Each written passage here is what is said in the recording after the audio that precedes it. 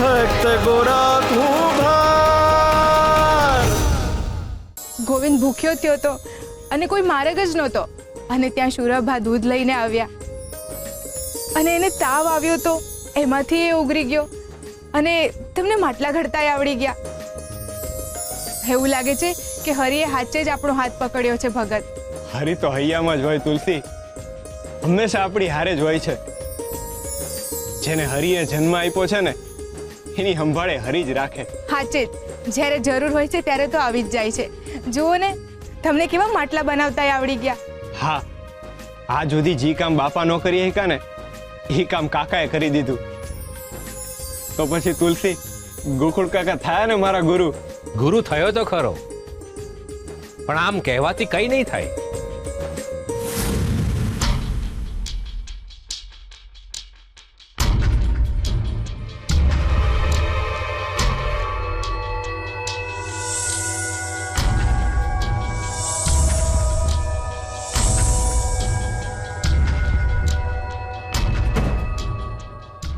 કઈ મળતું નથી કે જેને હું વેચી શકું. ખબર નહીં અમારા બાપાને હું હોઈ જોશે કે આય અમારા લગ્ન કરાવી દીધા.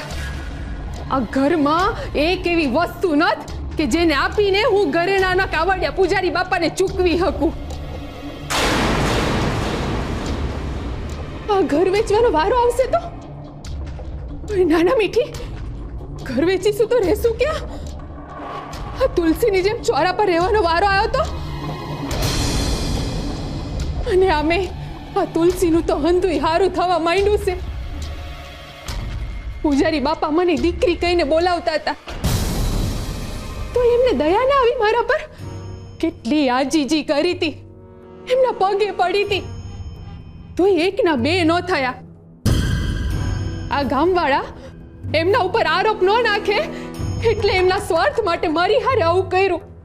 પણ આ બે દીમાં આટલા બધા ઘરેણા લાવું ક્યાંથી?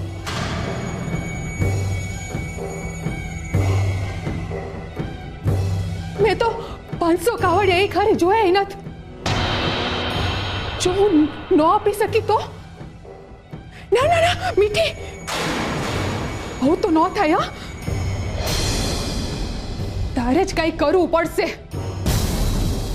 પણ એવું તે હું કરું કે જેનાથી ગામવાળા લોકો તારા પર શક ન કરે અને પૂજારી બાપાને ઘરે નાય પાછા ન આપવા પડે.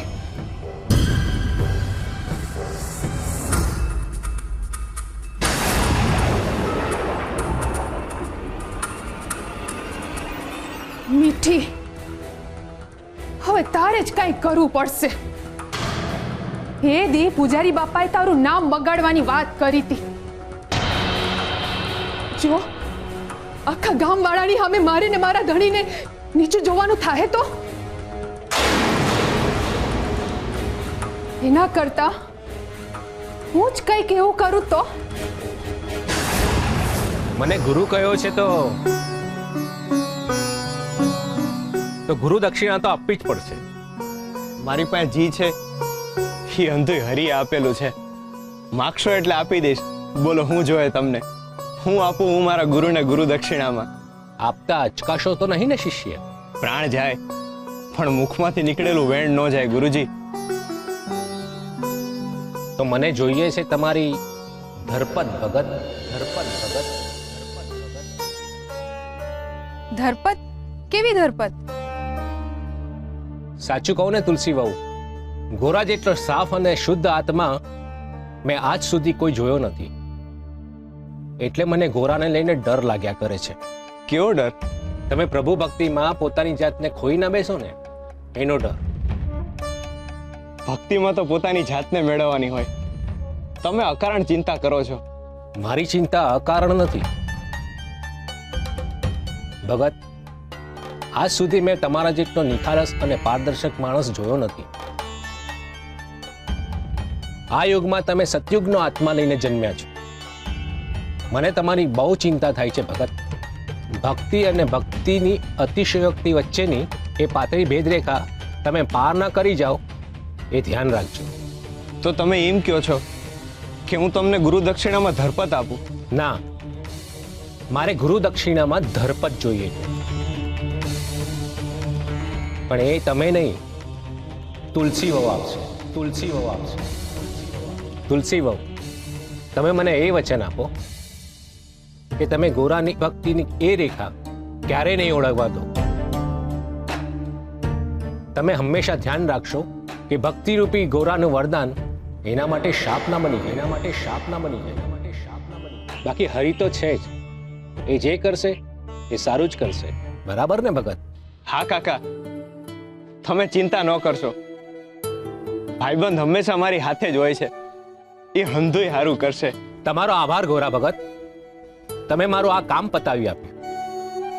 હવે હું આ માટલા રાજમહેલ સુધી પહોંચાડી આવું છું. હરિની ઈચ્છા હશે તો ફરી ક્યારેક મળીશું. ને હા, આ ચાકડો તમારો. ગુરુ દક્ષિણા માગીને તમે આ ચાકડો મને આપીને જાઓ છો? ભેટ સમજીને રાખી લો ભગત. ભગવાન કરે ને આ ચાકડો તમને ખૂબ પડે. ચાકડાની ગતિની જેમ જ તમારું જીવન આગળ વધશે. કાકા, તમારો જેટલો આભાર માનું ને એટલો ઓછો છે. આભાર ના માનશો. મેં ગુરુ દક્ષિણા લઈ લીધી છે. ચાલો ત્યારે હું જાઉં છું. આવજો તુલસી વહુ. કાકા, જો તમને વાંધો ના હોય તો આમાંથી એક મૂર્તિ હું લઈ લઉં? હા, તુલસી વહુ આવજો. ગોરા, હું ગાડું લેતો આવું છું. જય શ્રી કૃષ્ણ. જય શ્રી કૃષ્ણ. જય શ્રી કૃષ્ણ. જય શ્રી કૃષ્ણ.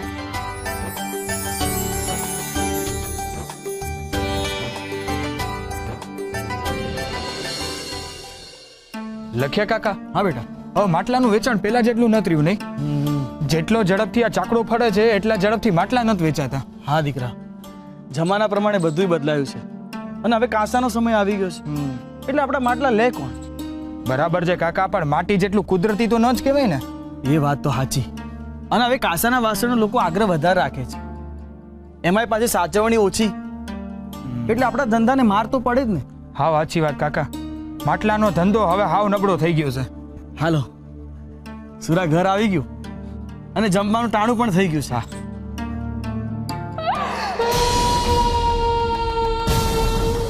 મીઠી, મીઠી, હું થયું?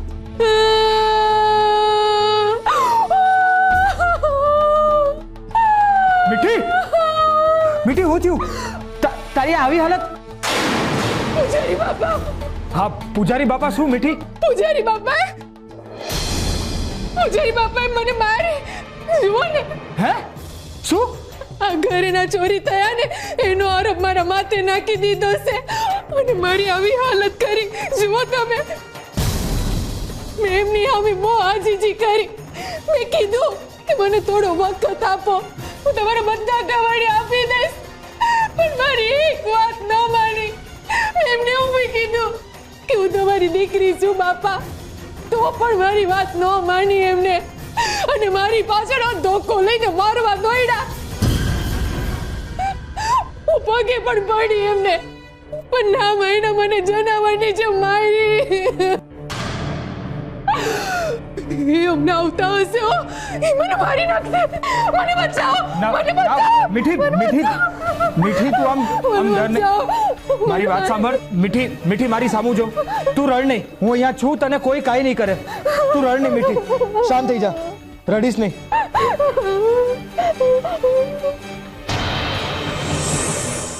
શું? પૂજારી બાપા? હા ભગત, આપણા પૂજારી બાપાએ મીઠી ભાભીને માર્યા. આમ કોઈ મારતું હશે? આ મીઠીને આખા શરીર કાળા ડામ જેવા ડાઘા પડી ગયા છે. પણ પૂજારી બાપા આવું શું કામ કરે? એવું તો શું કામ કર્યું મીઠી ભાભીએ? આ પૂજારી બાપાએ મીઠી ઉપર મંદિરના દાગીના ચોરી કરવાનો આરોપ મૂક્યો છે. આમે પૂજારી બાપાનો સ્વભાવ તો થોડો ગરમ જ છે, એટલે મીઠીને પૂછવા આવ્યા હશે, એટલે એની વાત પર ગુસ્સે થયા હશે, અને એ બે વચ્ચે બોલાબોલી થઈ હશે, એટલે પૂજારી બાપાના હાથમાં ધોકો હશે, એટલે એ જ ધોકેથી એને મારી હશે. આ પૂજારી બાપાએ પારકી સ્ત્રી ઉપર હાથ ઉગામ્યો. બોલો. પણ તમને આ વાત કોણે કીધી? અમને તો મીઠીએ કીધું, બીજું કોણ કે? એણે હંધાઈને બોલાવીને ટોળું ભેગું કર્યું. શકરીબેન, મને તો લાગે છે મીઠી પોતાની ઇજ્જત અને પૂજારીની લાજ રાખવા મારવાની વાત કરે છે. બાકી ખબર નહીં શું શું કર્યું હશે. આ તમે શું બોલી રહ્યા છો? કંઈક મર્યાદા રાખીને વાત કરો. આખું ગામ આવી વાત કરે છે. બાપ દીકરીનો સંબંધ હતો, પણ માણસ ત્યારે ગુસ્સામાં હોય ને તો ભાનમાં ના રહે. કોણ જાણે બીજું શું કર્યું હશે. બસ મહેરબાની કરો, પણ તમે પૂજારી બાપા વિશે આવું ન બોલો. પણ ભગત, તમારી વાત સાચી કે પૂજારી બાપા થોડા ગરમ સ્વભાવના છે, પણ ચરિત્રહીન તો નથી જ. તમારી વાત સાચી છે. મેં તો લોકોના મોઢે જે સાંભળ્યું ને એ જ કહું છું. બાકી આપણે શું? કાં શકરીબેન?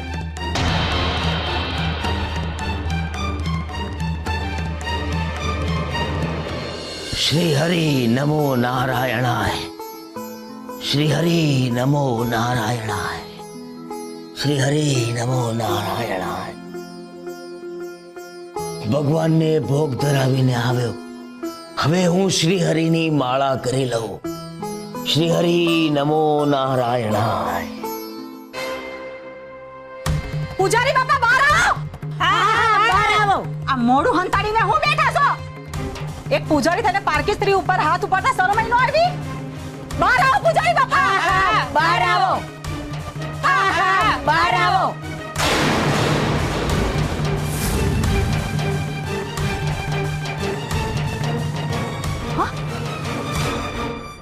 આમ બારીમાંથી ડોક્યા હું કાઢો છો? એક પર સ્ત્રી ઉપર હાથ ઉપાડવાની હિંમત છે, પણ ઘરની બહાર આવવાની હિંમત નહીં. બહાર આવો પૂજારી બાપા. હા, બહાર આવો. આ શું બોલી રહ્યા છો તમે?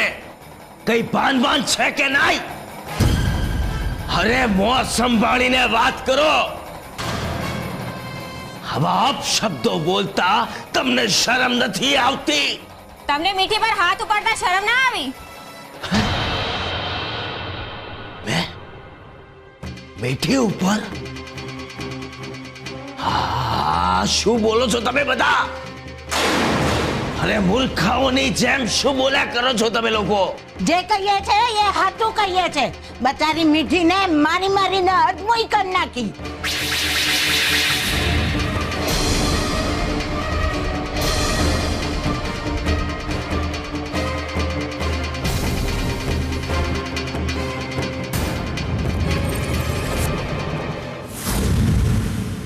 કોણે? મેં? તમે લોકો એમ કહેવા માંગો છો કે મેં આ મીઠીને મારીને અધમૂવી કરી નાખી? આવો અત્યંત નીચ કક્ષાનો આરોપ મારી પર લગાવતા લગીરે વિચાર ના કર્યો? આખું ગામ મૂર્ખાઓથી ભરેલું છે. કરો કાવા દાવા કરો. તમારા અંધાએ કાવા દાવાનો જવાબ આપવા હું અહીંયા સામી છાતીએ ઊભો છું. કોઈ પણ કારણ વિના શું કામ આ મીઠી ઉપર હાથ ઉપાડું?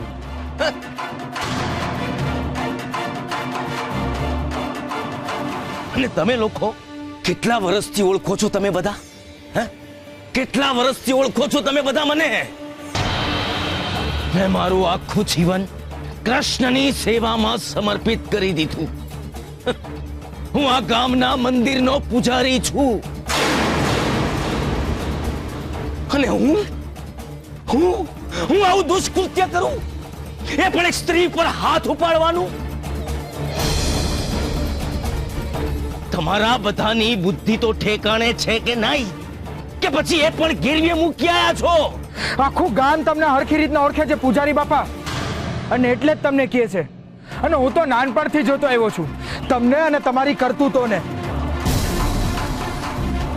એટલે હું અને આ ગામવાળા જે કહે છે ને એ કોઈ કાંઈ ખોટું નથી બોલતા. અને હું કઈ રીતના ભૂલી શકું પૂજારી બાપા કે અમારી માં પણ તમારા કારણે જ મરી ગઈ હતી. આ પૂજારી બાપાએ જ અમારી માને બાળીને મારી નાખી હતી. મને અને ગોરાને માં વિહોણા કરવામાં આ પૂજારીએ કોઈ કસર બાકી નથી રાખી. જે માણસ એક સ્ત્રીનો જીવ લઈ શકતો હોય એના માટે સ્ત્રી ઉપર હાથ ઉપાડવો એ કઈ મોટી વાત હોઈ શકે છે? હું જાણું છું હું જાણું છું સુરા કે આ વેણ તારા નથી. નક્કી નક્કી આ મીઠીએ જ તારા કાનમાં ફૂંક મારી લાગે છે. લો બોલો. એક તો મારા પર અત્યાચાર કર્યો અને મને મારીને અધમુઈ કરી નાખી. પાછા મને કહો છો કે હું ખોટું બોલું છું? આ છોકરી પર હાથ ઉપાડવાનું તો દૂર, એને આંગળી સુદ્ધા મેં લગાડી નથી. પણ સત્ય તમે લોકો જાણતા નથી. જો હું બોલીશ ને તો વસમું લાગશે. પણ આજે મારે જણાવવું જ પડશે. તો સાંભળો ગામવાળાઓ, આ મીઠીએ આપણા ગામના મંદિરના કૃષ્ણ ભગવાનના ઘરેણાની ચોરી કરી છે.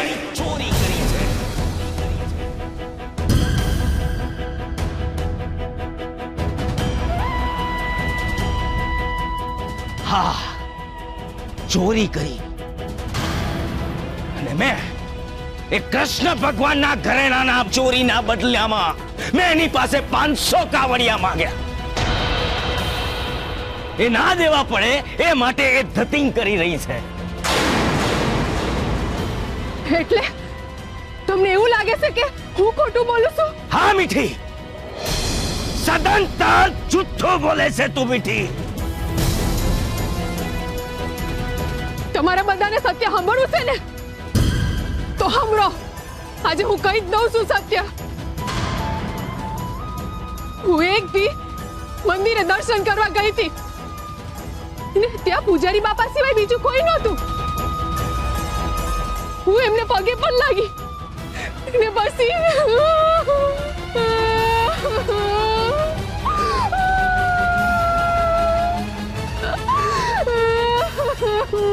બેટા જી હોય ને એ હાસુ હાસુ કહી દે કે આ પૂજારી બાપાએ મંદિરમાં હું કર્યું તું તારી હારે. પૂજારી બાપાએ મારી મારી મારી મારી સાડી ખેંચી હતી. નહીં, અને મારી સાડી ખેંચીને ત્યારે હું એમની સામે કરગરવા લાગી, એમના પગે પડી ને કીધું, બાપા તમે તો મારા પિતા સમાન છો. એ વખતે એમને મને જવા દીધી હો, અને આ વાતનો કાર એમને રાખ્યો. અને પછી બીજા દી આ ધોકાથી મને મારીને આવી હાલત કરી દીધી.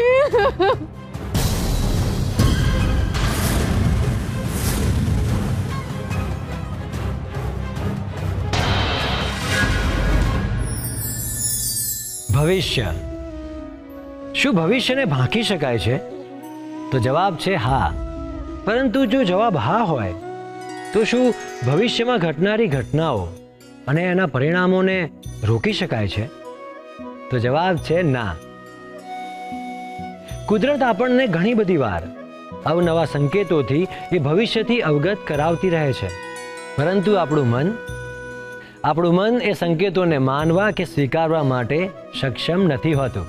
અને એટલે જ જ્યારે પણ આવા સંકેતો કે કોઈના થકી કહેવામાં આવેલી કોઈ વાત અથવા કોઈના થકી કરવામાં આવેલી અચરજભરી માંગણી આપણી સામે આવે ત્યારે એક ક્ષણ વિચાર કરીને એ વાતને આપણા મનમાં સ્થાન અવશ્ય આપવું જોઈએ. હા, કેમ કે એવું કરવાથી જ્યારે પણ એવો સમય આવે છે ત્યારે આપણે હરીની વાતને એકદમ સરળ રીતે સમજી શકીએ છીએ.